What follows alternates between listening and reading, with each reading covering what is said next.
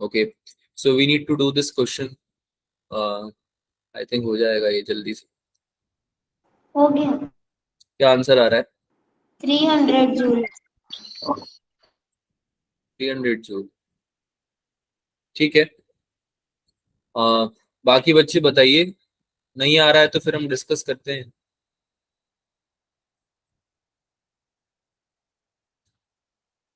हाँ बच्चों, अगर नहीं आ रहा है तो डिस्कस कर लेते हैं, फिर बताओ क्या करना है।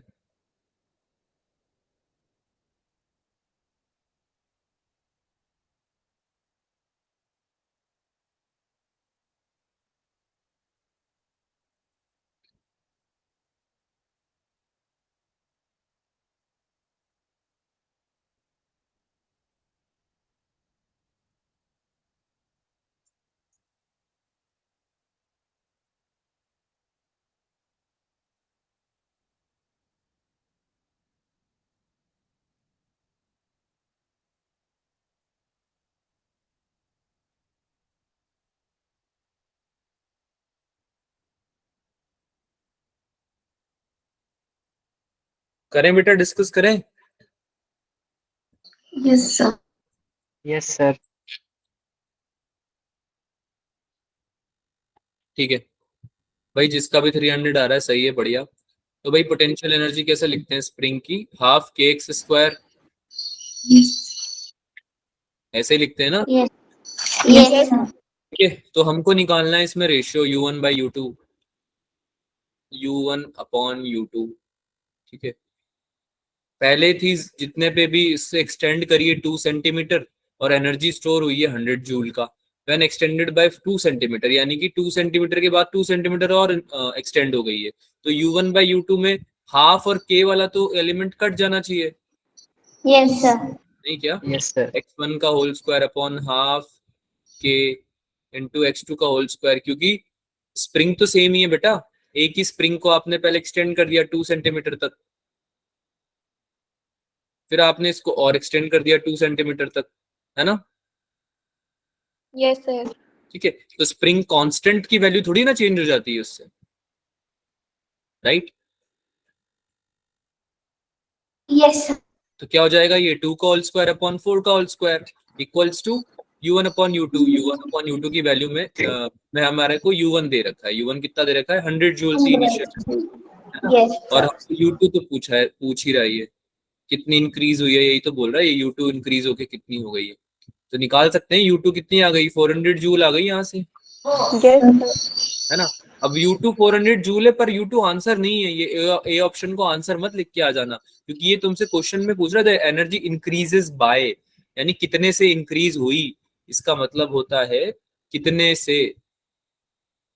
समझते हो इसका मतलब? Yes sir. वर्ड का मतलब आना चाहिए आपको समझ में, अदरवाइज गलत हो जाएगा क्वेश्चन। कितने से मतलब पहले, अब पहले थी 300, तो डेल्टा यू कितनी है भाई? You final minus you initial, है ना। Yes sir. 100 - 100 इनिशियली जो थी 300 जूल, आपका क्या है? इंक्रीज, यानी आंसर आपका क्या आ जाएगा? B option. कोई डाउट इसमें? No no sir. Sir. No आगे चलिए भाई, अगला क्वेश्चन कीजिए, हो जाना चाहिए ये भी आपसे।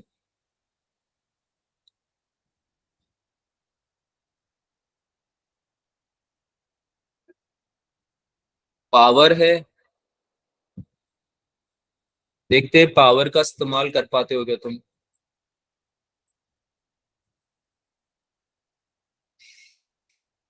पावर निकालनी है, करो ट्राई, नहीं आता है तो डिस्कस लिखना फिर।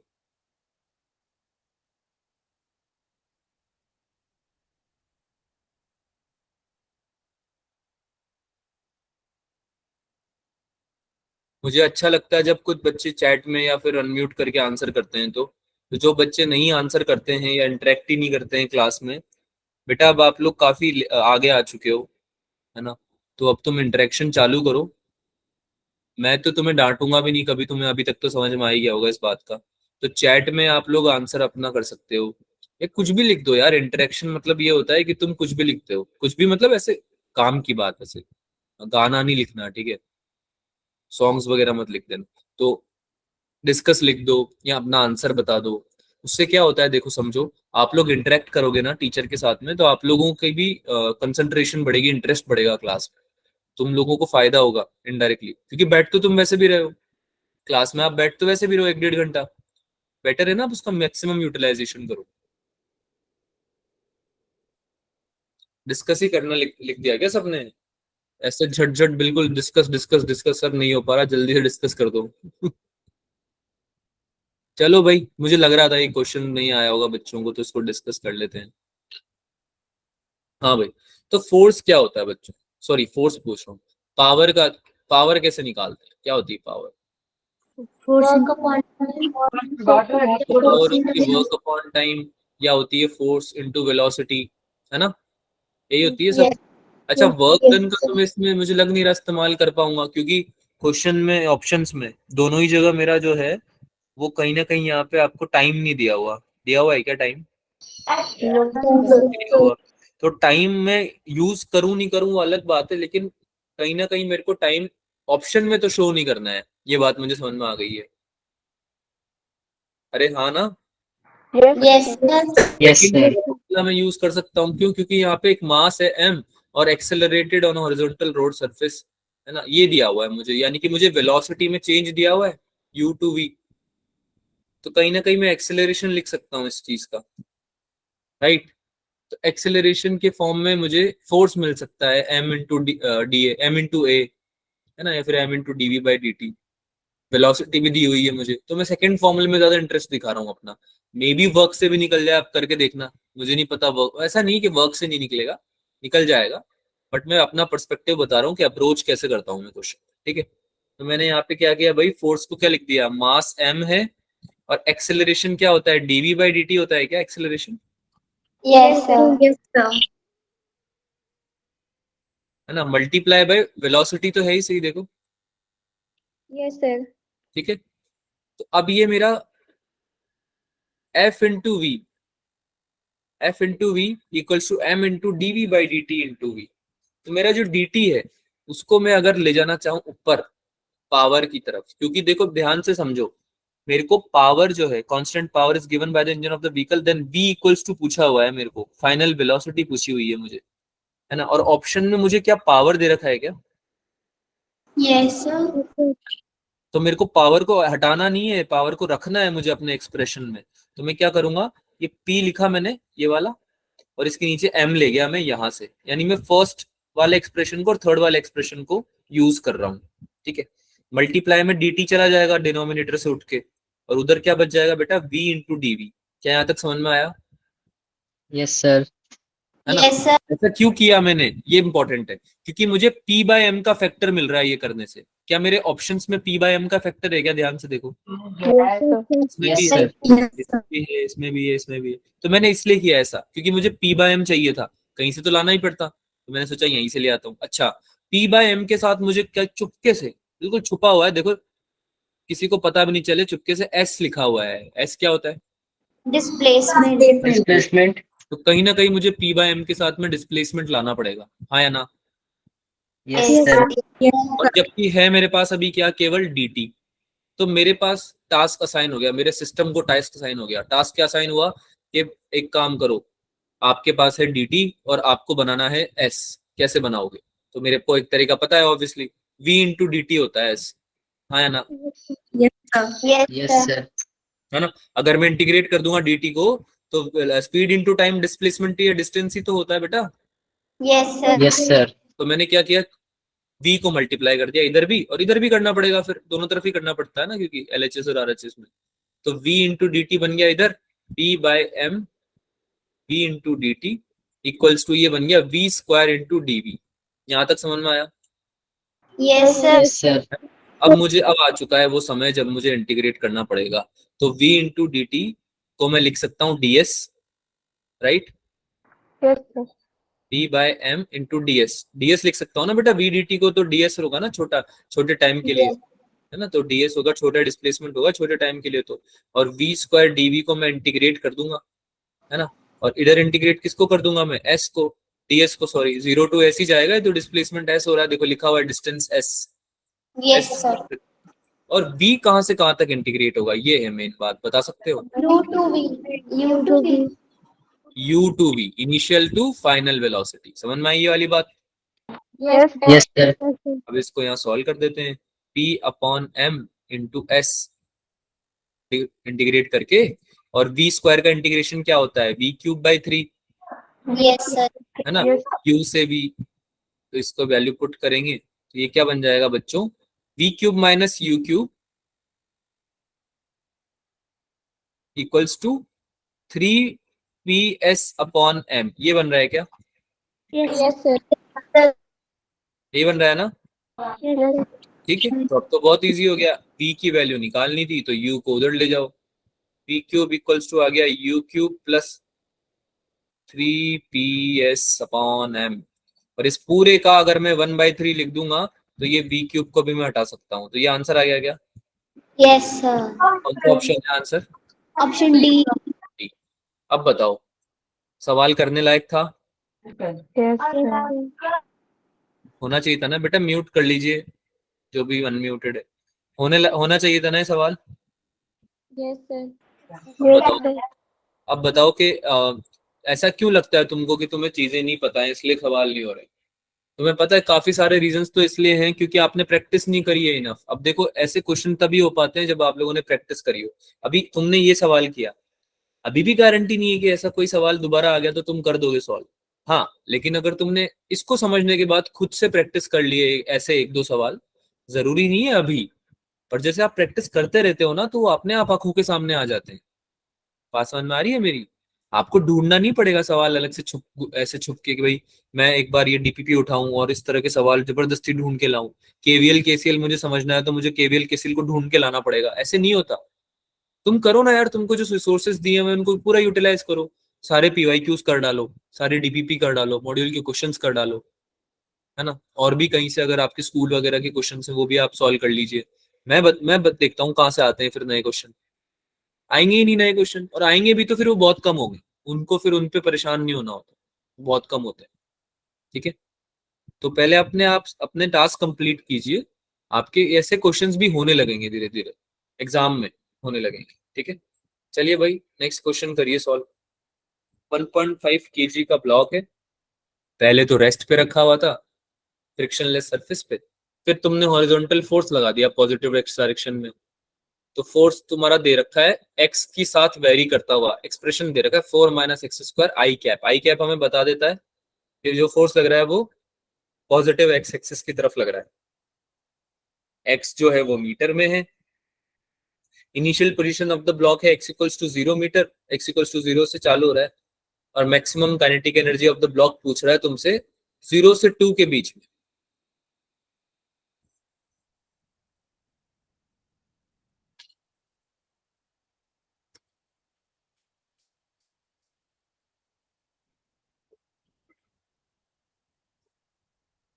Kinetic energy of the block आपको पहले तो निकालनी पड़ेगी कि काइनेटिक एनर्जी चेंज कैसे होगी, वेरी कैसे होगी, उसका एक्सप्रेशन आपको निकालना पड़ेगा पहले, तो देखते हैं निकाल पाते हो क्या आप।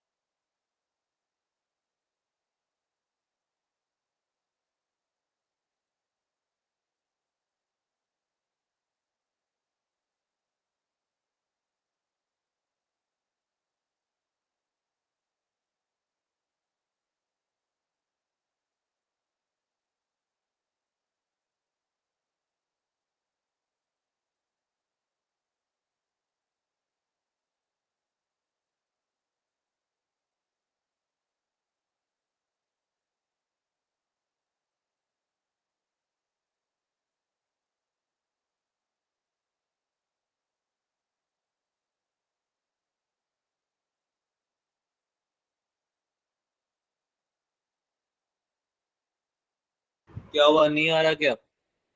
नो सर, आंसर तो आ गया था पर अप्रोच शायद गलत था। क्या अप्रोच था, चलो बताओ एक बार। तो फोर्स वेरिएबल तो वर्क डन जो है वो इंटीग्रेट करके निकालते हैं। तो बस अभी इंटीग्रेशन में किया था, इसका 16/3 आ गया, 5.3 जूल आ गया। फिर काइनेटिक एनर्जी तो कहीं यूज ही नहीं हुई। बेटा वर्क एनर्जी थ्योरम नाम की चीज का नाम सुना है आपने? यस नहीं। यस सर, ये चेंज इन काइनेटिक एनर्जी कर दी सर। इसको देखो, बिल्कुल भी शर्म नहीं आ रही है मतलब।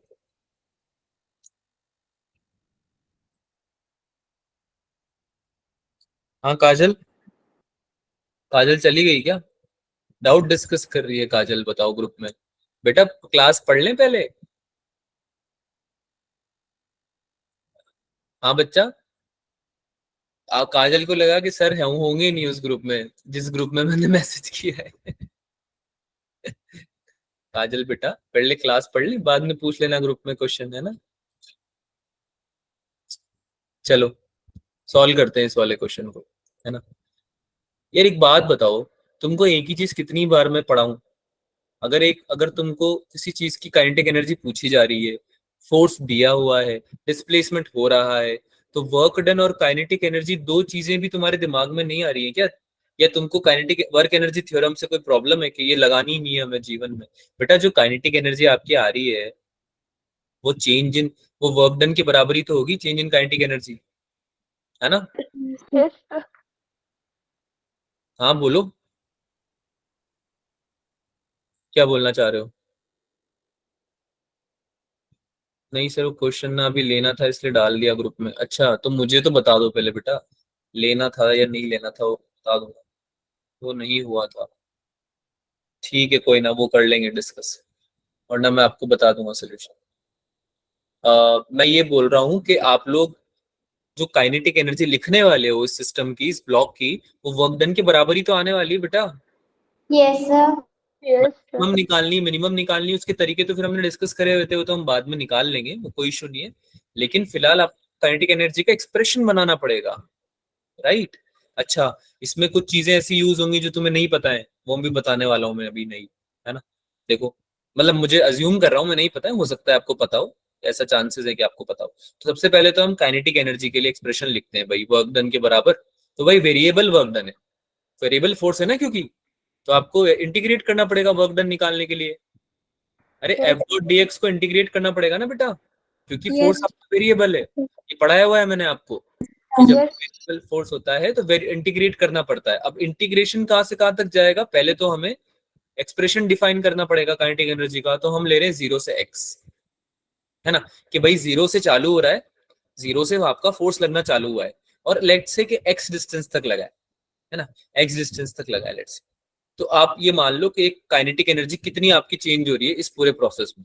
तो आप कैसे लिखोगे इसको, integration of 0 to x 4 minus x square into D x. अब इंटीग्रेट तो तुमको खुद को ही करना पड़ेगा, क्या हो जाएगा ये, 4x upon, x cube by 4x upon 1, 1। है ना, हाँ माइनस एक्स क्यूब अपॉन, 3। ठीक है, 0 से x तक जा रहा है ये, राइट। यस तो ये सर। बन जाएगा 4x minus x cube upon 3, यही बन जाएगा एक्सप्रेशन बेसिकली, है ना। Yes sir. ये तुम्हारी काइनेटिक एनर्जी आई है। समझो इस चीज को कि काइनेटिक एनर्जी भी तो चेंज हो रही है। अरे जैसे जैसे फोर्स तुम्हारा चेंज हो रहा है, वेरिएबल फोर्स है ना, तो वर्क डन चेंज होगा, वर्क डन चेंज होगा तो काइनेटिक एनर्जी सेम रहेगी क्या बेटा? काइनेटिक एनर्जी भी तो चेंज होगी, है ना। चेंज हो। तो काइनेटिक एनर्जी का पहले तो तुम्हें एक एक्सप्रेशन डिराइव करना पड़ेगा कि भाई काइनेटिक एनर्जी चेंज हो रही है, पर हो कैसे रही है।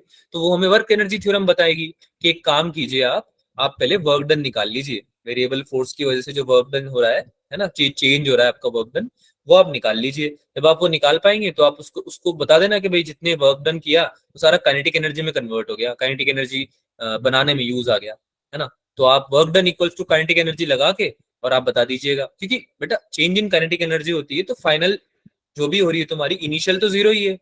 अरे ये बात समझ में आ रही है, यस इनिशियली सर। तो बॉडी रेस्ट में थी, है ना, तो जीरो हो ही रही है, तो तुम सीधा काइनेटिक एनर्जी को वर्क डन से इक्वेट कर दो, उससे तुम्हें एक्सप्रेशन मिल जाएगा। किसका मिलेगा एक्सप्रेशन? काइनेटिक एनर्जी का। अब तुमको एक्सप्रेशन मिल चुका है, अब मेन गेम चालू होता है। क्या गेम? कि भाई मैक्सिमम कैसे निकाले।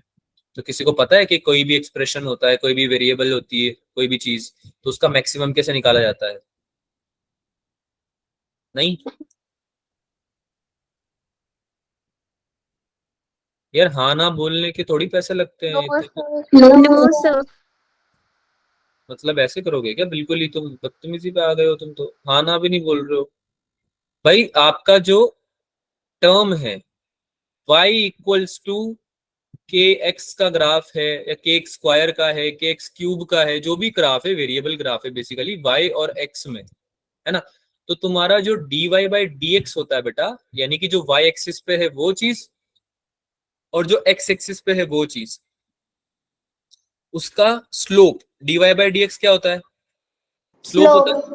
उसको जीरो कर दोगे तो आपको मैक्सिमम या मिनिमम दोनों चीजें मिल सकती है। ऐसा क्यों होता है? ऐसा इसलिए होता है क्योंकि जब आप ग्राफ बनाते हो किसी भी चीज का, लेट से आपका ग्राफ ऐसे बन रहा था, ठीक है, तो जब ये पॉइंट आया, ये हाई पॉइंट, ये वाला पॉइंट, इस पॉइंट पे पहले ये इंक्रीज कर रहा था graph, right? Yes yes sir. ये डिक्रीज करने लगा, यस सर। है ना। तो स्लोप चेंज हुआ ना इसका बेटा, पहले स्लोप ऐसे पॉजिटिव होगा, फिर स्लोप नेगेटिव हो गया होगा, है ना। लेकिन इस पॉइंट पे, इस हाई वाले पॉइंट पे, इस पर्टिकुलर पॉइंट पे स्लोप कितना हो गया? जीरो। मैक्सिमम नहीं, स्लोप होता है इंक्लिनेशन, टेन थीटा। स्लोप क्या होता है? इंक्लिनेशन, है ना। तो इंक्लिनेशन, अगर मैं एक बात बताओ, ये ग्राफ है वाई और एक्स का, अगर ये लाइन ऐसे बना दूं मैं, तो इसका स्लोप थोड़ी है कोई। Yes sir. थीटा तो ये होता है ना बेटा, टेन थीटा निकालते हैं ना वैसे। तो इस वाले का तो कोई एंगल ही नहीं है, एक्स एक्सिस के पैरेलल हो गया है, तो थीटा, इसमें तो स्लोप ही जीरो हो गया ना। Yes sir. अरे बात समझ में आई? थीटा जीरो हो गया, टेन थीटा जीरो हो गया, तो स्लोप जीरो हो गया, है ना।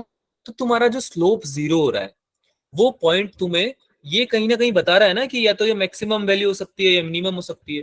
क्योंकि किसी पॉइंट से अगर तुम्हारा ग्राफ रिटर्न हो रहा है, तो वो पॉइंट या तो मैक्सिमम हो सकता है या मिनिमम हो सकता है। नीचे से भी तो देखो स्लोप जीरो होता है, जब ये नीचे से भी चेंज करता है अपनी डायरेक्शन, तो इस पॉइंट पे भी जीरो हो जाता है ना। अरे बात समझ में आई? तो इसलिए हम लिखते हैं कि आप क्या करो, डी के बाई डी एक्स जीरो कर दो, यानी D Y by D X zero कर दो। अब यहाँ पे वाई पे काइनेटिक एनर्जी है, एक्स पे डिस्टेंस है, तो यहाँ पे डी एक्स, डी के बाई डी एक्स को जीरो करूंगा ना मैं। क्या ये वाला पॉइंट समझ में आया? मैथ्स से, कैलकुलस है, मैथ्स में कैलकुलस एक पार्ट होता है, चैप्टर होता है, उसमें पढ़ाया जाता है। तो अगर तुमको नहीं पता है तो मैंने पढ़ा दिया, अब समझ लो। आई बात समझ में? है ना। Yes sir. अच्छा, इसमें एक डाउट आएगा कि सर ये जो ग्राफ है, ये अपनी डायरेक्शन तो एक से ज्यादा पॉइंट पे बदल सकता है, क्या पता ये ऊपर गया हो, फिर नीचे आया हो, फिर और ऊपर चला गया हो, तो मैक्सिमम पॉइंट तो वो भी हो सकता है ना। Yes sir. तो उसके लिए फाइनल, मतलब कंफर्मेशन के लिए हम जो क्या करते हैं बेटा, हम करते हैं D two Y by D x square को नेगेटिव मानते हैं। तो यहाँ पे क्या हो जाएगा, डी टू के by D x square, double differentiation करते हैं, एक बार फिर डिफरेंशिएट करते हैं। अगर वो वैल्यू हमारी नेगेटिव आ जाती है, तो इसका मतलब होता है कि अब इस पॉइंट के बाद तुम्हारा ग्राफ तो नीचे ही गया होगा। नेगेटिव मतलब समझ में आ रहा है? डबल डिफरेंशिएशन किया, तो फिर उसके बाद अगर नेगेटिव वैल्यू आ गई, तो वो देखो, अब इसमें थोड़ा डीप में जाने का मतलब है नहीं, क्योंकि इसमें काफी तुम्हारी मैथ्स में ही चला जाएगा पूरा लेक्चर, ठीक है। लेकिन आपको मैं बता चुका हूँ लॉजिक, कि भाई डी टू के बाई डी एक्स स्क्वायर, या फिर डबल डिफरेंशियल जब आप निकालोगे उस वाले फंक्शन का, अगर वो नेगेटिव आ जाता है, तो इसका मतलब क्या होता है, ये मैक्सिमम वैल्यू होल्ड करता है। क्या होता है इसका मतलब? तो यहाँ पे अगर हमारा डी टू के by D x square negative आ गया उस पॉइंट पे जिसपे हमसे पूछा जा रहा है, तो हमारा आंसर क्या होगा कि हाँ, ये पॉइंट पे काइनेटिक एनर्जी मैक्सिमम आ रही है। बात समझ में आई? तो पहले तो डी के बाई डी एक्स निकालते हैं। बेटा म्यूट कर लो, किसी की उससे आवाज बड़ी आ रही है, डिस्टर्बेंस बड़ी आ रही है। इसको मैं थोड़ा हटा देता हूँ ताकि जगह बन जाए हमारे पास। इसको डी के बाई डी एक्स को जीरो करते हैं बेटा। डी के बाई डी एक्स को जीरो करेंगे तो क्या हो जाएगा, ये था के हमारा, है ना, ये था ना एक्सप्रेशन काइनेटिक एनर्जी का। Yes sir. डिफरेंशिएट करो, क्या हो जाएगा, 4 माइनस 3 एक्स स्क्वायर 3x² 3, तो ये क्या बन गया, x² बचा, है ना। इसको आप 0 करोगे तो आपका पॉइंट क्या आएगा निकल के, x equals two plus minus 2, Yes, sir. है ना। अब तुम इसको पॉजिटिव एक्सिस पे लेके जा रहे हो तो +2 वाला ही लोगे ना, लिखा है ना यहाँ पे, Yes, sir. Positive x axis पे आई कैप पे लेके जा रहे हो, तो तुम -2 वाला तो लोगे नहीं इसमें, तो x इक्वल्स टू 2 ले लिया तुमने, ठीक है। अब x इक्वल्स टू 2 लेके तुम क्या करोगे, d2k/dx² निकालोगे। d2k/dx² क्या आ रहा है, इसकी वैल्यू क्या आ रही है, 4 - x² को फिर से डिफरेंशिएट कर दो, 4 तो 0 हो जाएगा, कांस्टेंट का डिफरेंशिएशन तो 0 होता है, और -2x -x² का डिफरेंशिएशन Minus 6. 2x, इसमें पुट करना है क्या, x इक्वल्स टू 2, है ना। पॉइंट निकाला है ना हमने, ये पॉइंट निकाला है ना, इस पॉइंट को चेक कर रहे हैं ना हम तो अभी। बेटा dk/dx 0 करके हमें पॉइंट मिला मैक्सिमम वैल्यू का, समझो बात को मेरी, dk/dx इक्वल्स टू 0 करके वो पॉइंट मिला जहां पे तुम्हें मैक्सिमम या मिनिमम वैल्यू मिल सकती है ना। और कंफर्म करने के लिए कि इस पॉइंट के ऊपर तो नहीं जा रही कहीं ग्राफ, इस पॉइंट के ऊपर तो कहीं काइनेटिक एनर्जी नहीं जा रही है 0 से 2 में, है ना। ये कंफर्म करने के लिए हमने उस पॉइंट पे डबल डिफरेंशियल निकाल के देखा, d2k/dx² निकाल के देखा, और हमने क्या बोला कि अगर ये नेगेटिव आ जाता है तो यानी अब ये नीचे जाएगा, अब ऊपर नहीं जाएगा, ये फाइनल वैल्यू है। क्या ये बात समझ में आई सबको। Yes, sir. तो -2x में x इक्वल्स टू 2 रखने पे कितना आंसर आ रहा है, -4 आ रहा है क्या, Yes, sir. Negative value, Yes, sir. ठीक है। तो यानी x इक्वल्स टू 2 हमारा एक करेक्ट पॉइंट है, x इक्वल्स टू 2 मीटर हमारा क्या है, वो पॉइंट है जहां पे हमें मैक्सिमम वैल्यू मिलने वाली है। तो अब तो क्या है बेटा, काइनेटिक एनर्जी निकाल दो, kinetic energy at x equals to 2 निकाल दो, कितनी होगी भाई, 4x - x³/3, यही था ना एक्सप्रेशन काइनेटिक एनर्जी का, Yes, sir. x equals to 2 पे निकालना है आपको, ये बताओ कितना आएगा, 4 2 8 -2 2 4 4 2 8/3, यही आएगा। This will be approximately 5.33 joule. Yes sir. Question समझ में आया, Yes, sir. ठीक है। अब इसको तो मैं ना, पता है, डबल डिफरेंशियल करके तो मैंने तुम्हें सिखा दिया, कॉन्सेप्ट बता दिया। अदरवाइज तुम अगर इसको सिंपल dk/dx इक्वल्स टू 0 करके भी निकालते तो भी तुम्हें वो पॉइंट मिल जाता 0 से 2 के बीच में। समझो क्वेश्चन समझ में आया सबको, क्या बोल रहा है क्वेश्चन तुमको। Yes. Yes, sir. क्वेश्चन बोल रहा है कि x इक्वल्स टू 0 मीटर से तुम्हारे ब्लॉक ने मूवमेंट स्टार्ट करी। तुम्हारा एक कोई ब्लॉक था जो कि x इक्वल्स टू 0, जब बिल्कुल भी डिस्प्लेसमेंट डिस्टेंस नहीं ट्रेवल की थी इसने, वहां से इसने अपनी जर्नी स्टार्ट करी, और ये total x equals to 2 metre तक चला गया, है ना। और इस पे इस पूरे दौरान एक फोर्स लगाते रहे तुम, जो कि वेरिएबल फोर्स था, डिस्टेंस के हिसाब से चेंज हो रहा था, है ना। तो इस पूरे दौरान में तुम्हारी काइनेटिक एनर्जी जो आएगी ब्लॉक की, वो मैक्सिमम कब आएगी। तो तुमने कैसे निकाला, काइनेटिक एनर्जी का एक्सप्रेशन बनाया पहले तो वर्क एनर्जी थ्योरम की हेल्प से, फिर उस एक्सप्रेशन का डिफरेंशियल 0 किया dy/dx, उससे तुम्हें क्या मिला, वो पॉइंट मिल गया। अब जरूरी नहीं है x इक्वल्स टू 2 मीटर आता, क्या ये बात समझ में आ रही है मेरी। ये हो सकता है x इक्वल्स टू 1.5 मीटर पे आ जाती तुम्हारी मैक्सिमम काइनेटिक एनर्जी, है ना, ऐसा भी हो सकता था ना। Yes, sir.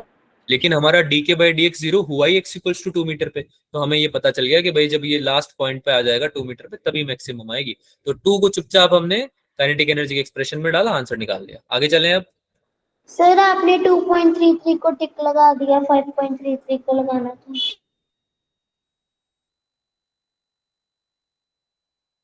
अभी ठीक है, Yes, sir.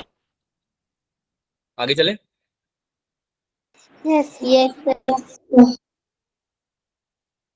चलिए भाई सॉल्व कीजिए अगला question. Two bodies have their moment of inertia in two respectively about their axis of rotation. If their kinetic energy of rotation are equal, then ratio of angular momentum. Angular momentum का formula मैंने पढ़ने को बोला था, पढ़ाया भी था वैसे तो क्लास में, क्या किसी को याद है। L square is equal to 2i. आए, Half I square omega square. Half I omega square, Yes, sir.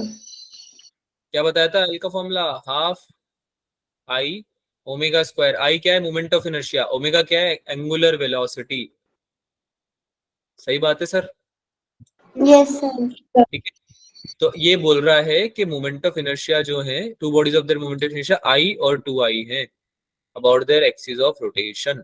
If their kinetic energies of rotation are equal, ये आपका जो फॉर्मूला है, सॉरी माय बैड, ये हमारा जो फॉर्मूला है वो काइनेटिक एनर्जी का है, एंगुलर मोमेंटम का नहीं है। एंगुलर, तुम भी क्या मतलब हर चीज पे हाँ ना बोल देते हो। मैं अगर कुछ गलती कर दूं तो तुम मेरे साथ ही चल दोगे, है ना। काइनेटिक एनर्जी का फॉर्मूला थोड़ी होता है ये, काइनेटिक एनर्जी का फॉर्मूला तो मतलब काइनेटिक एनर्जी का फॉर्मूला तो हाफ आई ओमेगा स्क्वायर होता है ना। अरे हाँ यार, यस एंगुलर मोमेंटम का फॉर्मूला क्या होता है, भूल गए हो क्या। I omega. हाँ, आई ओमेगा होता है, I omega, half I omega square तो काइनेटिक एनर्जी होती है, राइट। Yes yes sir. ये आवाज आ रही है नहीं आ रही है। सर आ रही है सर। आ रही है सर। ठीक है, आगे सॉल्व करें। तो ये बोल रहा है कि दोनों केस में आपकी काइनेटिक एनर्जी इक्वल है, यानी कि फर्स्ट केस में half into I omega one square equals to क्या बोल रहा है ये, half into two I omega two square, ये दोनों इक्वल है, राइट। यही बोलना चाह रहा है मेरे हिसाब से तो, है ना। तो ये बोल रहा है कि भाई दोनों का रेशियो निकाल दो, omega one square upon omega two square का। तो ये हाफ तो हाफ कट जाएगा, टू आई अपॉन आई क्या आ जाएगा, टू आ जाएगा। यहाँ तक ठीक है, यस सर। नहीं समझ में आया। आ गया सर। आ गया, तो आगे चलते। क्या आ जाएगा ये, omega one upon omega two का क्या आ जाएगा, root two, right. Yes sir. तो ये तो आया ओमेगा का रेशियो, लेकिन आपका रेशियो पूछा किसका गया है क्वेश्चन में, एंगुलर मोमेंटम। एंगुलर मोमेंटम का। एंगुलर मोमेंटम का कैसे निकलेगा, L one upon L two, यानी I into omega one upon two I into omega two, है ना। तो ये तो वन बाई टू रह गया, और omega one upon omega two की वैल्यू कितनी है, रूट टू है क्या। Yes sir. रूट टू से ये टू कटा, रूट टू टाइम्स, तो आंसर क्या आ गया, one is two. Root two. D option सही है क्या, यस सर। Yes sir. नहीं समझ में आया। आया। आ गया सर। आगे चलो, आ गया तो।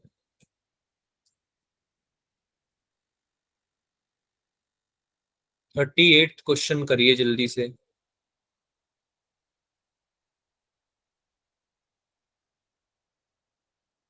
पैरेलल प्लेट कैपेसिटर दिया हुआ है, कैपेसिटेंस कैसे लिखते हैं, A epsilon not by D, है ना। क्या सर दोबारा रिपीट करना। पैरेलल प्लेट कैपेसिटर है, इसमें कैपेसिटेंस कैसे लिखते हैं, A epsilon not upon D से लिखते हैं ना। Epsilon not A by D नहीं होता? अरे एक ही तो बात है, हाँ ठीक है सर ठीक है। A epsilon not by D बोल दिया, epsilon not A by D को, उसका मूड ही खराब। और एनर्जी कैसे लिखते हैं, energy stored q square upon two C, yes sir. है ना। अब करो क्वेश्चन क्या बोल रहा है ये, अगर distance between the plates decrease हो जाएगी तो जो एनर्जी स्टोर्ड है कैपेसिटर की, क्या वो भी डिक्रीज हो जाएगी क्या। Yes sir. नहीं समझ में आया। सर होगी।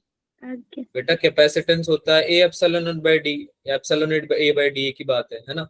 और यू कितना होता है, Q square upon two C, C की जगह मैं वैल्यू रख देता हूँ, तो ये हो जाएगा Q square upon two into epsilon not ए, और डी ऊपर चला जाएगा, राइट। तो you directly yes sir. Proportional हुआ ना डी के, तो अगर मेरा यस सर। डी है तो यू भी तो डिक्रीज होगा, yes sir. D option answer आ जाएगा ना। Yes sir. Yes capacitor sir. जब क्लोज ला रहे हो तो डी तो कम हो रहा है ना, distance between the plates. Yes. कोई डाउट है क्या इस क्वेश्चन में किसी को, नो सर। No sir. आगे चले। Yes sir. Yes sir. ठीक है, एक क्वेश्चन ऑप्टिक्स का लेते हैं, मेजर टेस्ट का तो फिर काफी प्रैक्टिस हो गई है, बाकी तुमको कोई डाउट आए ना मेजर टेस्ट में तो मुझे बता देना, मैसेज कर देना, मैं उसको या तो क्लास में ले लूंगा या आपको बता दूंगा वैसे ही डाउट, ठीक है।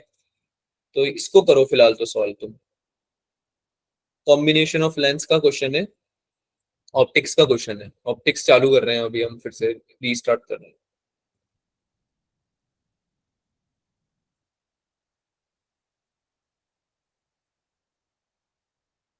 देखा जाए तो तीन लेंस बनेंगे,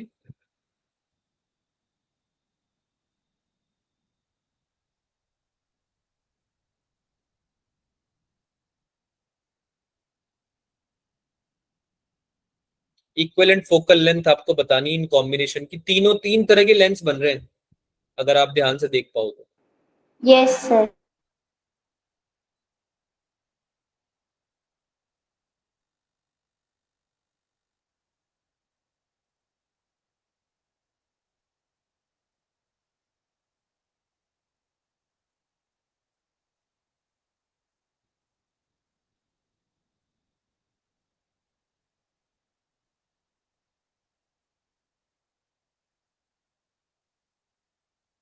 1 बाई, इसे पहले आप 1/f1 निकालो, फिर 1/f2 निकालो, राइट, फिर आप 1/f3 निकालो, फिर आप 1/f इक्वलेंट निकाल पाओगे। 1/f इक्वलेंट तो पता है ना कॉम्बिनेशन में क्या फॉर्मूला लगता है, 1/f1 plus 1/f2 plus 1/f3। Yes sir. Yes. करो, सॉल्व करो, हो जाना चाहिए वैसे तो जल्दी से ये।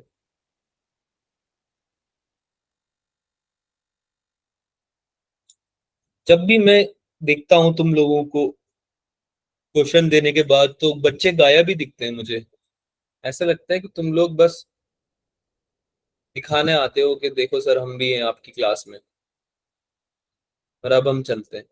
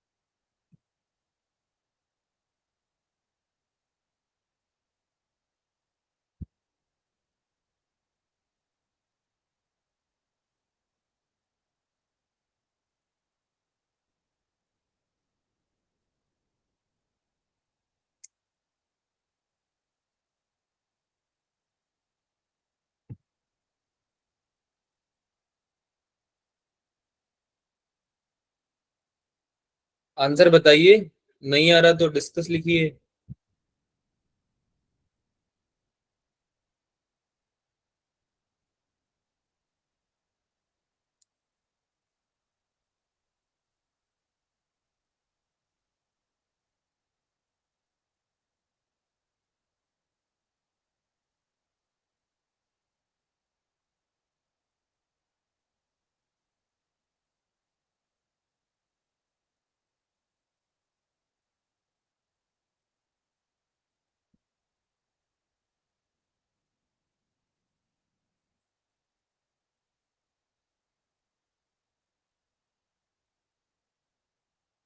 चलो करते हैं डिस्कस। देखो समझो बेटा, तीन लेंस में आपको इसको ब्रेक करना है। एक तो आपको ये ऐसा दिखना चाहिए जिसमें कि एक की रेडियस तो इन्फिनिटी जा रही है, एक बन रहा है इसका कॉनकेव पार्ट, है ना, और एक बीच में बन रहा है कॉन्वेक्स पूरा, और दूसरी तरफ फिर वापस से एक बन रहा है कॉनकेव पार्ट, और एक रेडियस बारी इन्फिनिटी। दिख रहा है सबको, तीन तरह से डिवाइडेड है ये पूरा कॉम्बिनेशन। Yes sir. सारी लेयर्स इसकी थिन है तो आप थिन लेंस की तरह डील कर सकते हो। तो इस वाले का तो रेडियस हो जाएगा इन्फिनिटी, इस वाले साइड का सारे क्या है बेटा, ये सारे क्या है, ये कॉम्बिनेशन ऑफ लेंसेज ही तो है, बाइफोकल लेंसेज है ना सारे, यस सर। अलग अलग वो है इसकी सरफेसेस। इसका रेडियस कितना हो जाएगा, दे रखा है क्या क्वेश्चन में? 20 सेंटीमीटर दे रखा है 20 सेंटीमीटर हो जाएगा, है ना। इस वाले का 20 है ही सही, इस वाले का भी 20 है ना, इस वाले का भी 20 है क्या? Yes sir. इस वाले का कितना है? इन्फिनिटी। इन्फिनिटी क्यों है? क्योंकि स्ट्रेट लाइन है, कर्वेचर ही नहीं है ना, यस सर। इन्फिनिटी हो जाएगा। और तुमको रिफ्रैक्टिव इंडेक्स भी दे रखी है। Yes sir. सबसे पहले तो आप इस वाले का निकालिए, इस वाले का निकालिए 1/f1 कितना निकल जाएगा भाई? फॉर्मूला क्या होता है, mu relative -1 into 1/r1 minus 1/r2। याद आ रहा है किसी को? Yes sir. Yes sir. भूल गए हो ना तुम लोग? No no sir, sir. Physically correct. ठीक है, निकालो फिर। म्यू-1, म्यू कितना है भाई? 1.6। 6 1.6 है ना, देखो इसका, ये वाले का yes sir 1/r1 minus 1/r2 तो कितना हो जाएगा 1/infinity 1 माइनस 1/20 है ना। 20 कितना बन गया ये 0.6 इंटू ये तो 0 बन जाएगा और ये -1/20 बचेगा, ये तो 0 बन जाएगा ना। ठीक है, तो कितना आंसर आएगा -3/100। समझ में आ रहा है यस बेटा? 0.6/20 बचेगा ना, है ना। तो यस इसको तो डेसिमल हटाओगे 200 हो गया, दो से डिवाइड कर दोगे 3/100 बच गया। समझ में आई? यस ठीक है, सर सेम यस तरीके से इसका निकाल लो 1/f2। सेम तरीके से mu -1 into 1/r1 minus 1/r2 क्या हो जाएगा ये 1.5 है इसका रिफ्रैक्टिव इंडेक्स, और 1/20 माइनस 1/20 ये तो दोनों 20 है ना। यस सर लेकिन लेकिन आप एक तो लेते थे पॉजिटिव और एक लेते थे नेगेटिव, याद करो, यस सर यस सर है ना। तो यहाँ पे माइनस और माइनस प्लस नहीं हो जाएगा क्या? हो जाएगा यस सर एक तो R1 लेते थे पॉजिटिव और इसको ले लोगे नेगेटिव, दूसरे वाले को। ठीक है, समझ में आ रही बात बेटा? ये डाउट तो नहीं आ रहा किसी को कि सर यही काम आपने इस वाले में क्यों नहीं किया, फर्स्ट वाले में? नो सर किसी को आ रहा है क्या डाउट? पूछ लो बेटा, आ रहा है तो, कि सर फर्स्ट वाले में क्यों नहीं आपने एक पॉजिटिव एक नेगेटिव लिया? ऐसा तो नहीं आ रहा डाउट किसी को? हाँ, किसी को आ रहा हो तो पूछ लो, नहीं पूछोगे? इतना कौन शर्माता है यार? तो 5th 6th क्लास के बच्चे भी नहीं शर्माते इतना, तुम 12th क्लास के का सबसे सीनियर मोस्ट क्लास होती है, इसके बाद सीधे तुम कॉलेज में जाओगे। इस उम्र में थोड़ी ना कोई शर्माता है, इस उम्र में तो सीधे पूछते हैं कि हाँ सर ये सवाल है बता दीजिए आप। ठीक है, समझ में आ गया है तो अब मैं क्या बोलूं। देखो रीजन तो सिंपल सा है कि उसका जो कर्वेचर है वो राइट साइड है, तो उसकी जो रेडियस होगी वो पॉजिटिव होगी, और दूसरे वाली की तो इन्फिनिटी है ही, सही है ना। यस सर तो क्या हो जाएगा 1/f2 बता दो तुम, तो 1/f2 आ जाएगा 1/20। 1/20 सही है। 1/f3 निकाल लो, 1/f3 कितना हो जाएगा भाई 1.6 -1, इसका तो सेम था ना वही रिफ्रैक्टिव इंडेक्स 1.6। टाइम चेंज हो जाएगा। क्या बेटा? सेम रहेगा मेरे हिसाब से तो, यस सर टाइम चेंज हो जाएगा। है ना। अब साइन जो तुम्हारा बदलेगा, मान लो साइन बदल भी रहा है इधर वाली कर्वेचर के लिए, तो R1 तो पॉजिटिव ही लेते थे तुम, नहीं समझ में आई बात बेटा? 1/R1 प्लस -1/R2 होता है, तो इसमें R2 वाला बन रहा है ना इन्फिनिटी, तो है ना अच्छा नेगेटिव वाला। ये वाला तो पॉजिटिव लेते थे R1, तो याद भूल गए? नो सर पॉजिटिव लेते थे, तो सेम रहेगा क्या आंसर वही -3/100, यस सर यस सर है ना। तो अब बता लगा दो formula 1/f equivalent 1/f1 plus 1/f2 plus 1/f3, ये तो पता है ना। यस सर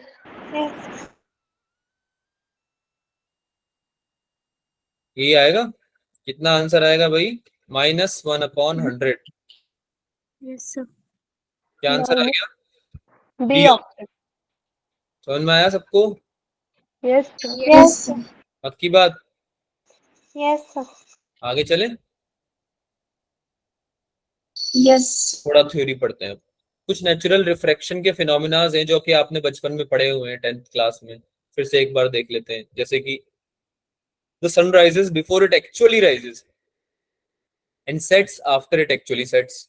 क्यों होता है ये? एटमॉस्फेरिक रिफ्रैक्शन की वजह से। क्यों होता है ये? एटमॉस्फेरिक रिफ्रैक्शन पढ़ा था ना 10th में, यस सर यस सर है ना। क्या होता है भाई? रिफ्रैक्शन की वजह से जो पार्टिकल्स हैं, जिनके थ्रू आपके जो डस्ट पार्टिकल्स हैं बेसिकली, जिनसे लाइट टकराती है, तो आपका होता है कि एटमॉस्फेयर जो है आपका वो लेस डेंस होता है, एज इट्स हाइट इंक्रीजेस, जैसे जैसे हाइट बढ़ेगी डेंसिटी कम होने लगती है ना, एटमॉस्फेयर की पार्टिकल्स कम होंगे वहां पे. So it is also known as that index of refraction decreases with decrease in intensity. यानी कि रिफ्रैक्शन भी आपका क्या हो जाएगा, इंडेक्स ऑफ रिफ्रैक्शन डिक्रीज हो जाएगा, रिफ्रैक्शन कम होगा. So there is a decrease of the index of refraction with height. Due to this the light ray bends as they move in the earth atmosphere. तो जैसे जैसे आपका real position of सन तो ये है, लेकिन दिखेगा तुम्हें यहाँ पे, है ना, यानी कि जिससे राइज हो रहा है ना उससे पहले ही राइज हो जाएगा. ऐसा क्यों होता है कि भाई यहाँ पे जो है सन, इसका रिफ्रैक्शन हो जाएगा बेटा, है ना. ये लाइट रे जो है ये एक्चुअली तो इधर से आ रही है, लेकिन ये दिखेगी कहाँ से आती हुई, बेंड होने के बाद यहाँ से आती हुई दिखेगी, ओ ऑब्जेक्ट ऊपर वाले से. यही बात समझ में आ रही है. Yes, sir. Yes, sir. Yes, sir. Refraction हो जाएगा ना टुवर्ड्स द नॉर्मल. समझ में आ रही है बात. ऊपर Yes, वो sir. अंदर की तरफ बेंड हो रही है लाइट आपकी. ऐसे ही जब सेट होता है तो क्या होता है कि आपका जो सन सेट होता है वो आपका एक्चुअली में कब सेट होता है, एक्चुअली में बाद में सेट होता है, लेकिन आपको पहले ही दिख जाता है, sets after it actually sets, है ना. तो ये दोनों फिनोमेना रिफ्रैक्शन की देन है. अगर कोई क्वेश्चन आ जाए तो आपको पता ही आंसर क्या करना है. यही कुछ ऑप्शन एग्जांपल्स और है रिफ्रैक्शन के, जैसे कि sun is oval shaped at the time of its rise and set, है ना. ये क्यों होता है, क्योंकि रेज जो होती है वो डाइवर्ज करती है लोअर एज पे ऑफ द सन, है ना, और उनको ज्यादा थिकनेस कवर करनी पड़ती है एयर की अपर एज से, क्योंकि वही डेंसिटी में डिफरेंस आ जाता है ऊपर और नीचे में, है ना. तो जो आपका रिफ्लेक्शन है अगेन वो रोल प्ले करता है, और आपका जो डायमीटर है ऊपर से नीचे की हाइट वाला वर्टिकल डायमीटर, है ना, वो ऐसा लगता है कि छोटा हो गया है थोड़ा. बात समझ में आई दोनों को, दोनों की. जो सन है उसका जो अपर एज है ये वाला पार्ट है और नीचे वाला पार्ट है, इन दोनों की जो है डिस्टेंस, उसमें डेंसिटी भी तो चेंज हो जाएगी. बात समझ में आ रही है.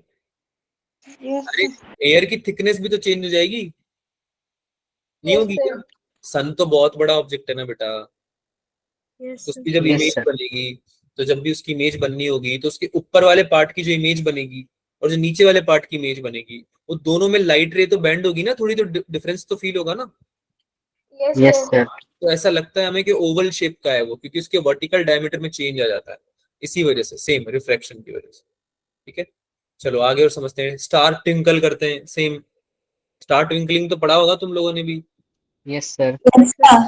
रिफ्रैक्टिव इंडेक्स फ्लक्चुएट कर जाती है अलग अलग रीजंस की वजह से. बहुत रीजंस होते हैं, रात में भी एक रीजन होता है, जो चेंज इन टेम्परेचर एटमॉस्फेयर में जो मॉइस्चर है उसमें चेंज आना. So this is cause of slight variation in bending of light, due to which the apparent position of the star also changes, producing the effect of twinkling. ऐसा लगता है कि star twinkle कर रहे हैं, पर ट्विंकल ट्विंकल लिटिल स्टार गलत बात है ना. Yes, twinkling sir. होती है क्या स्टार की, No, sir. नहीं होती है ना. लाइट रे बेंड हो जाती है, इस वजह से हमें ऐसा लगता है कि वो कहीं और है जबकि होता कहीं और है ना.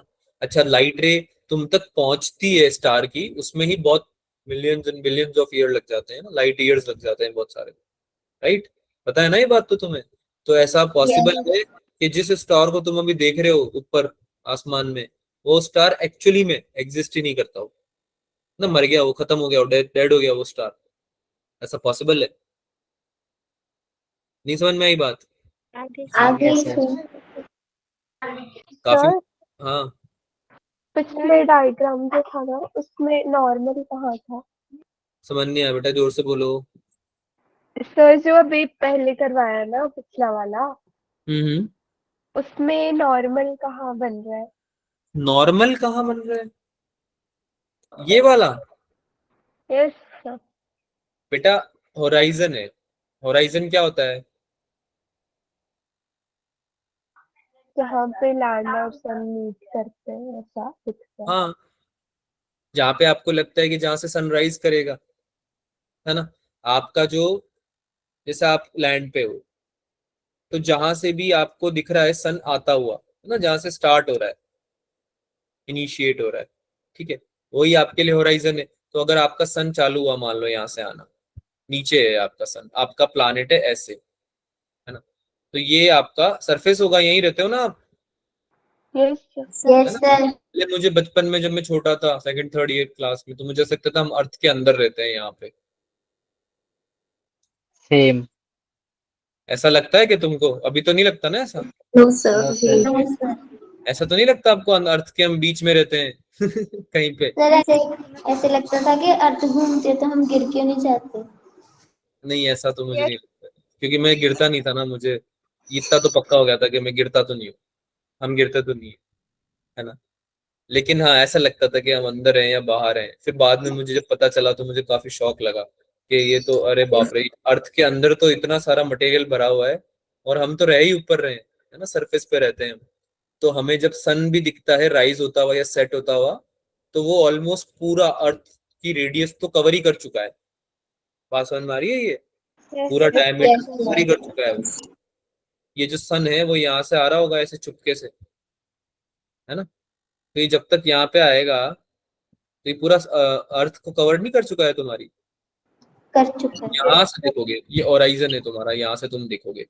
तो जब तुम यहाँ से देखोगे तो लाइट रे जो है, जो इससे आ रही है लाइट रे, वो वैसे कायदे से जानी चाहिए ऊपर, है ना, ऊपर जानी चाहिए लाइट रे तो। और जब जब लाइट रे होराइजन पे जब आएगा, ये सन होराइजन पे आया मान लो, तो अब ये इसकी लाइट रे छोड़ेगा ना, तो यहाँ पे जाएगी लाइट रे, इधर जाएगी, इधर जाएगी, इधर जाएगी। तो ये जो ये वाली लाइट रे है, ये तुम्हें जब दिखेगी तब तुम्हें लगना चाहिए ना कि हाँ अब सन आ गया है ना, होराइजन पे आ गया, राइज कर गया जिसे हम बोलते हैं, राइट। Yes, sir. लेकिन एटमॉस्फेयर में रिफ्रैक्शन हो जाता है क्योंकि डेंसिटीज में डिफरेंस होता है। एटमॉस्फेयर जो है सन का, सॉरी अर्थ का, वो ऐसे है ना बेटा, ऐसे लेयर्स बनी हुई है सरफेस के ऊपर, है ना, ऐसे लेयर्स बनी हुई है बहुत सारी। तो जैसे जैसे आप ऊपर जाते हो आपका एटमॉस्फेयर का जो डेंसिटी है वो कम होने लगता है, हाँ या ना, Yes, sir. है ना। और ज्यादा डेंसिटी नीचे की तरफ होती है। तो जैसे जैसे डेंसिटी में चेंज आएगा, जैसे जैसे डेंसिटी में चेंज आएगा, लाइट रे अपनी बेंड होनी चालू हो जाएगी। क्यों? क्योंकि डेंसर मीडियम से रेयर मीडियम में जा रहे हो आप, राइट। तो ऊपर रेयर है, नीचे डेंसर है, हाँ या ना।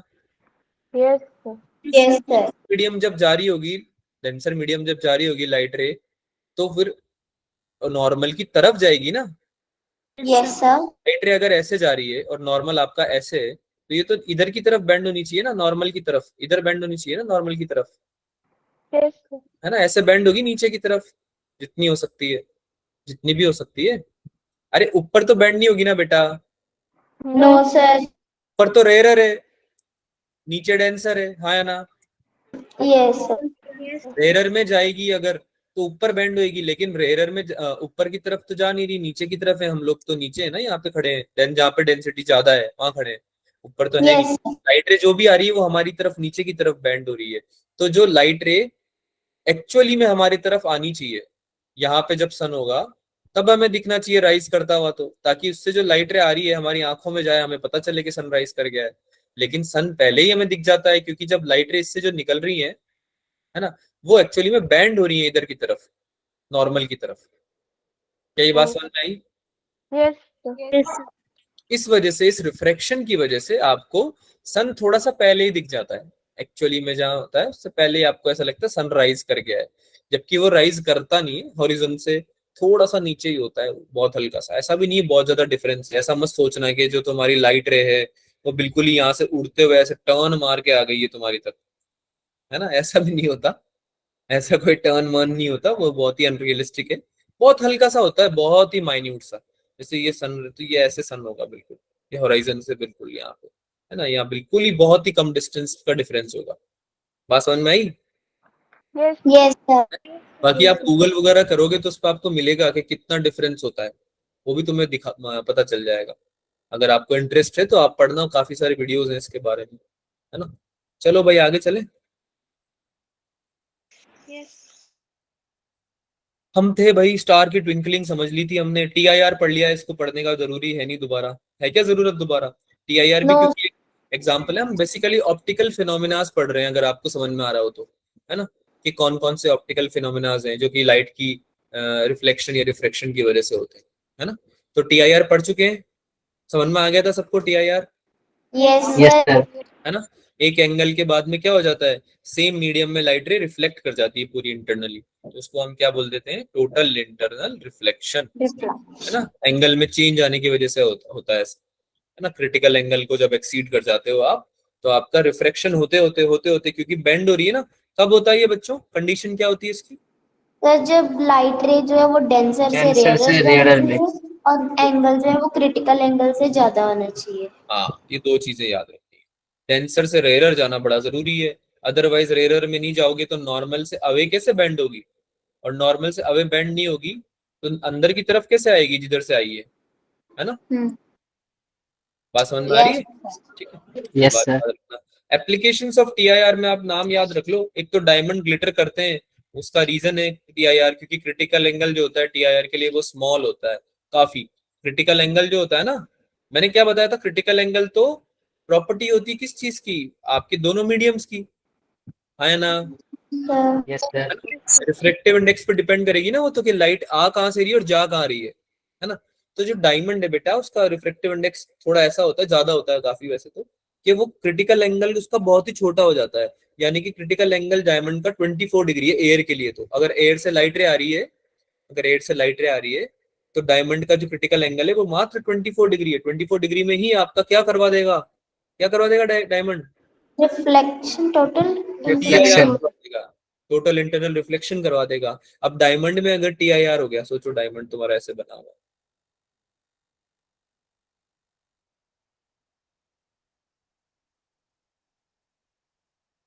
है ना, ऐसे डायमंड बना हुआ है। अब सोचो लाइट रे एंटर करी इसमें, अब लाइट रे बैंड हुई, टीआईआर हो गया मान लो इसका, है ना? एक बार रिफ्लेक्शन हो गया, फिर से रिफ्लेक्शन हो गया, फिर से रिफ्लेक्शन हो गया, फिर से रिफ्लेक्शन हो गया, और फिर बाहर निकली है। तो जब इतने सारे ये जो रिफ्लेक्शन हुए हैं, क्या इनकी वजह से लाइट रे अंदर चमकेगी नहीं, दिखेगी नहीं ये लाइट रे अंदर? Yes sir. यस सर बात समझ दिखेगी। में आई मेरी? बार बार जब रिफ्लेक्शन होगा तो आपको डायमंड के अंदर से ऐसा लगेगा ना कि लाइट कहीं ट्रैवल कर रही है। Yes sir. Yes sir. तो वो लाइट तुम्हें क्या फीलिंग देगी कि लाइट डायमंड जो है वो ग्लिटर कर रहा है? क्या फीलिंग देगी कि डायमंड जो है चमक रहा है, ग्लिटर कर रहा है, जबकि अंदर लाइट रे अंदर क्या कर रही है, गेम खेल रही है टीआईआर ट्रैवल। वाली, है ना, टोटल इंटरनल रिफ्लेक्शन कर रही है। तो समझ में आया रीजन डायमंड के ग्लिटर करने का क्या होता है?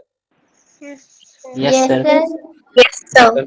Total internal reflection. ऐसे ही ऑप्टिकल फाइबर्स हैं, बड़े यूज के होते हैं आपके ऑप्टिकल फाइबर्स, उसमें भी सेम फिनोमेना देखने मिलता है। तो आपने बचपन में भी पढ़ा हुआ है कि इसमें टीआईआर हो जाता है ना? लाइट रे जो है अंदर ही ट्रैप होके रह जाती है ऑप्टिकल फाइबर्स में, है ना? तो जो लाइट जाती है वो पूरी की पूरी बाहर निकल जाती है। पढ़ा हुआ है ना ये ऑप्टिकल फाइबर वाला केस? तो नहीं पढ़ा? No sir. वही ना, अभी पढ़ लो। ऑप्टिकल फाइबर्स जो होते हैं आपके, वो भी टीआईआर पे काम करते हैं, है ना?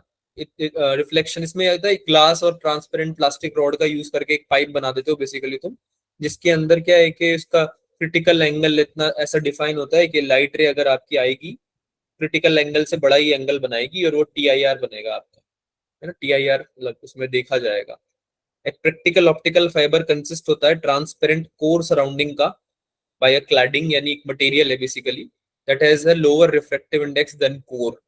कोर जिस चीज का बना हुआ है उससे कम रिफ्रैक्टिव इंडेक्स है, तो डिफरेंस आ जाता है बहुत ज्यादा रिफ्रैक्टिव इंडेक्स में। जो कॉम्बिनेशन होता है वो बेसिकली आपकी मैकेनिकल डैमेज को भी प्रिवेंट करता है, मैकेनिकल डैमेज भी नहीं होता उस वजह से।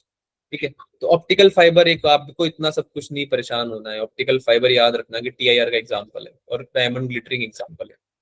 आई बात समझ में? Yes sir. Yes yes sir. Sir.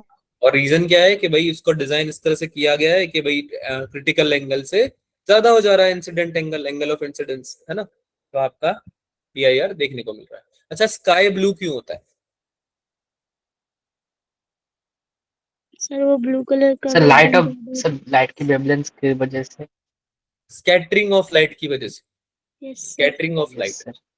मतलब क्या होता है कि आपका जो व्हाइट लाइट है वो स्प्लिट होती है अलग अलग कलर्स में, है ना? तो यस यस सर। सर। आपका जो स्कैटरिंग होती है लाइट की, यानी अलग अलग कलर्स में, तो आपका जो ब्लू कलर है वो एटमॉस्फेयर में सबसे ज्यादा क्या होता है, स्कैटर होता है ना? उसकी वेवलेंथ कुछ इस तरह से होती है बेसिकली। तो आपका जो स्काई होता है वो ऐसा लगता है कि भाई सिंस वो कलर ज्यादा स्कैटर हो रहा है ना बेटा, तो हमारी आईज तक भी सबसे ज्यादा वही पहुंच रहा है। तो हमको तो ऐसा लग रहा है कि ये स्काई जो है वो ब्लू है, जबकि स्काई का कोई कलर थोड़ी है। बात समझ में आई? Yes yes sir. सर। तो हमको हमारे एटमॉस्फेयर की वजह से ऐसा लग रहा है कि स्काई जो है वो ब्लू है। अगर हम किसी और प्लैनेट पे चले जाएं जहाँ पे एटमॉस्फेयर नहीं है, जहाँ पे या फिर कुछ और है, वहां पे दिखेगा क्या ब्लू हमें स्काई? No Yes, sir. दिखेगा। जैसे मून पे क्या दिखता है, ब्लैक दिखता है बिल्कुल। क्या दिखता है, ब्लैक, Black. है ना, क्योंकि लाइट ही नहीं दिखती, एटमॉस्फेयर ही नहीं है, स्कैटरिंग कहाँ से होगी। बात समझ में आई। Yes, sir. ठीक है, इतना इन्फॉर्मेशन बहुत है, बाकी आप इसको रीड कर लेना एक बार। आगे चलते हैं, ऑप्टिकल इंस्ट्रूमेंट्स की बात कर लेते हैं। ह्यूमन आई पढ़ा हुआ है सबने, स्ट्रक्चर ऑफ आई।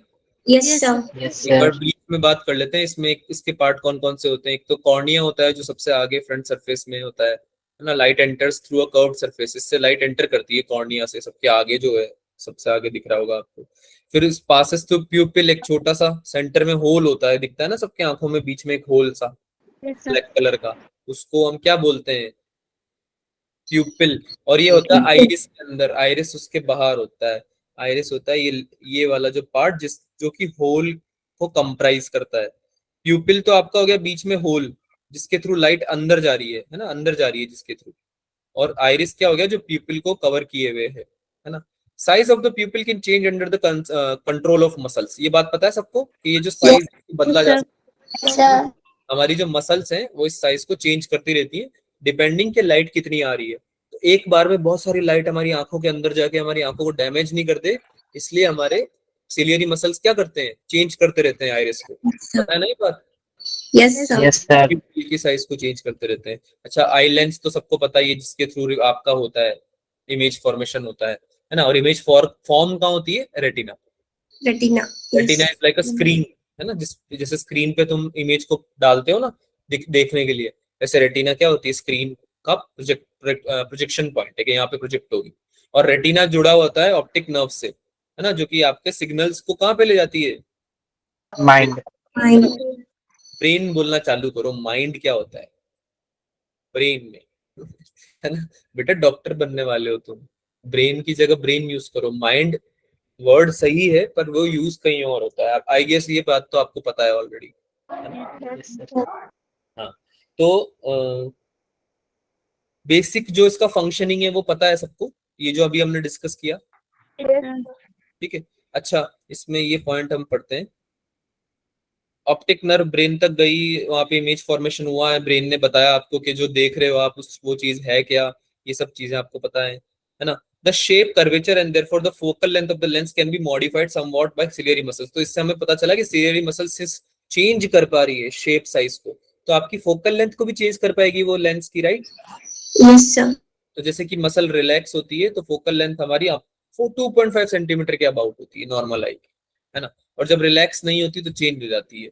तो ऑब्जेक्ट वैसे अगर कोई पास में आ गया, क्लोजर आ गया, तो सेम इमेज लेंस रहे, आपका डिस्टेंस सेम रहे, focal length of the eye lens become shorter, छोटी हो जाएगी।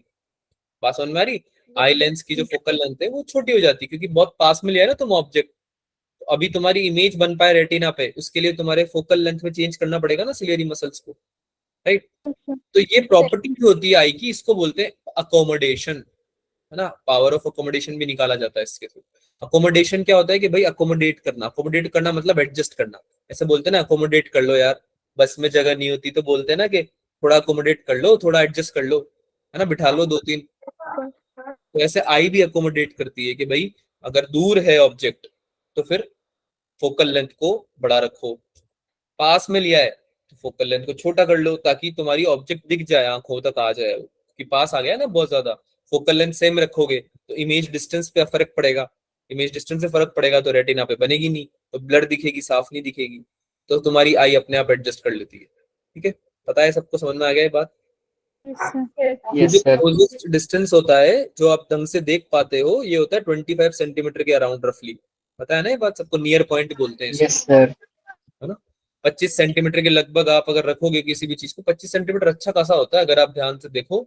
तो नॉर्मल आई के लिए 25 सेंटीमीटर काफी इजीली दिखता है। पता है तुमको कितना होता है, इतना दूर, इतना दूर, इतना दूर, ये देख रहे हो, 25 सेंटीमीटर अच्छा खासा डिस्टेंस होता है, बहुत क्लियरली देख सकते हो आप 25 सेंटीमीटर। पास में लाओगे तो दिक्कत होती है, ठीक है। पास में लाते हो तो फिर नियर पॉइंट के आगे चले जाते हो आप, तो फिर उसमें रेटिना पे बन नहीं पाती एकदम इमेज, तो ब्लरी ब्लरी दिखता है। अच्छा, आई के रिगार्डिंग कुछ पॉइंट्स हैं, इसको आप रीड आउट कर लेना। This is just for reading purpose.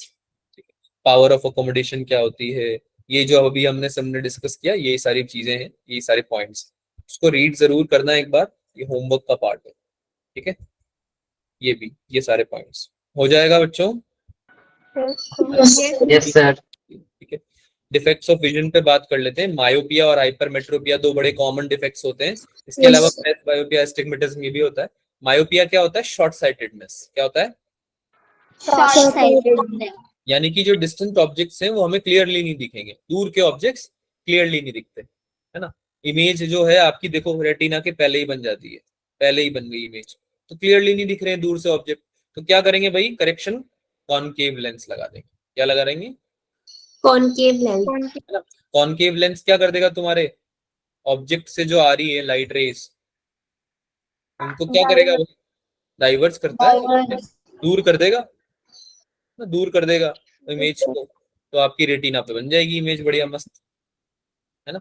So myopic eye will get cured against this defect, is able to see the objects at infinity clearly. In order to correct the eye for this defect, a concave lens is used. Myopic lens, myopic में, myopia में concave lens use किया था। Focal length आप निकाल सकते हो accordingly, कितना आपको जरूरत पड़ रही है उस हिसाब से। जैसे कि अगर हम कोई ऑब्जेक्ट डाल रहे हैं इन्फिनिटी पे, इन्फिनिटी क्यों लिया बच्चों? मैंने पहले भी समझाया था। इन्फिनिटी क्यों लिया? सर ऑब्जेक्ट कहीं भी हो सकते हैं ना, मतलब ऑब्जेक्ट कहीं भी हो सकता है, तो बेटर यही है ना, दूर का लें सबसे, है ना। Yes, sir. जब दूर का दिख नहीं रहा है तो दूर ही लेंगे ना ऑब्जेक्ट, तभी उसके लिए हमें डिजाइन करना पड़ेगा अपना लेंस। तो कैसे करेंगे भाई? यू इन्फिनिटी ले लिया, बी को ले लिया आपने कोई डिस्टेंस एक्स, ठीक है, -x, कि भाई दूर से कोई ऑब्जेक्ट आ रहा है, तो आपका जो बेसिकली उसका इमेज है वो आगे कहीं बन जाना चाहिए, तो वो इमेज आपको कॉनकेव लेंस की हेल्प से किधर बन जाएगा? आपकी रेटिना पे बन जाएगा। तो उसका फोकल लेंथ आप कैसे निकालोगे? -x, ये फॉर्मूला बन गया। So the myopic eye is cured against the defect by using a concave lens. Focal length हमने निकालना सीख लिया है, कैसे निकालते हैं। आगे चलें।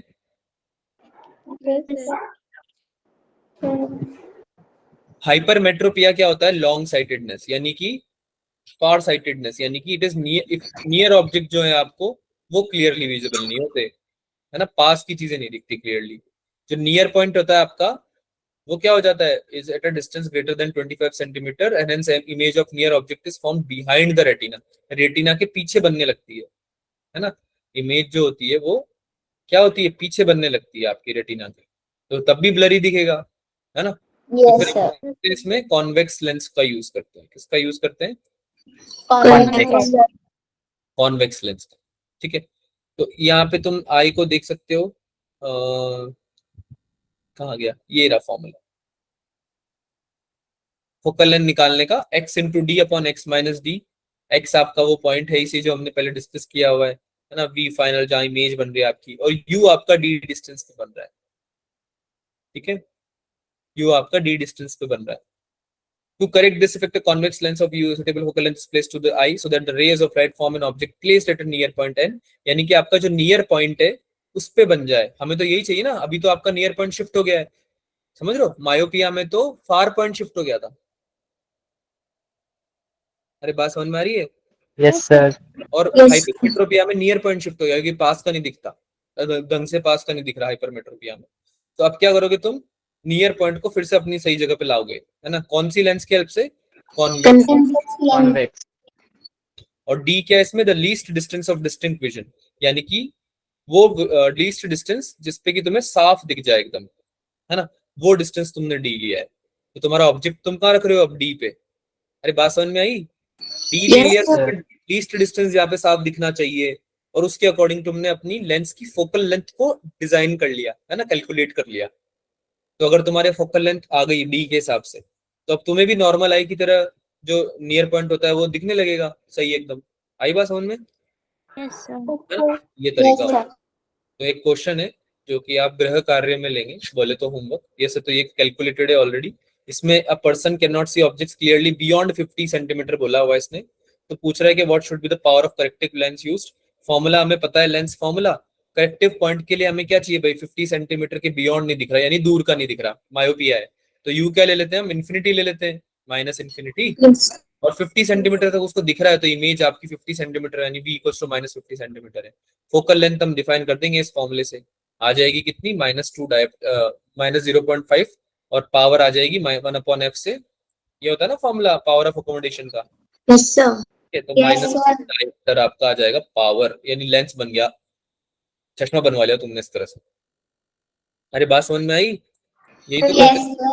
E Yes, को ले sir. लेते थे डिस्टेंस पे, -x डिस्टेंस पे, है ना, और फिर कॉनकेव लेंस बना देते थे। तो कौन सा लेंस यूज कर रहे हैं बेटा इस वाले क्वेश्चन में हम? Concave lens, Concave. ठीक है। Yes. Yes, sir. कोई डाउट है इस क्वेश्चन में क्या? No. No, sir. पक्की बात? Yes, sir. Yes, sir. ठीक है बेटा। So few questions I have, this questions you need to do in homework.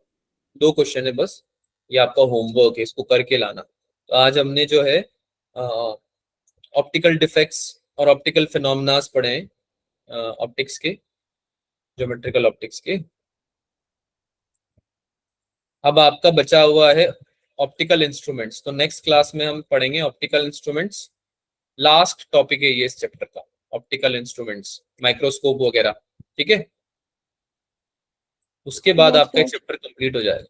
Last class है, अगली क्लास लास्ट क्लास है ऑप्टिक्स की, ठीक है, ज्योमेट्रिकल ऑप्टिक्स की। रे ऑप्टिक्स इसके बाद चलेगा।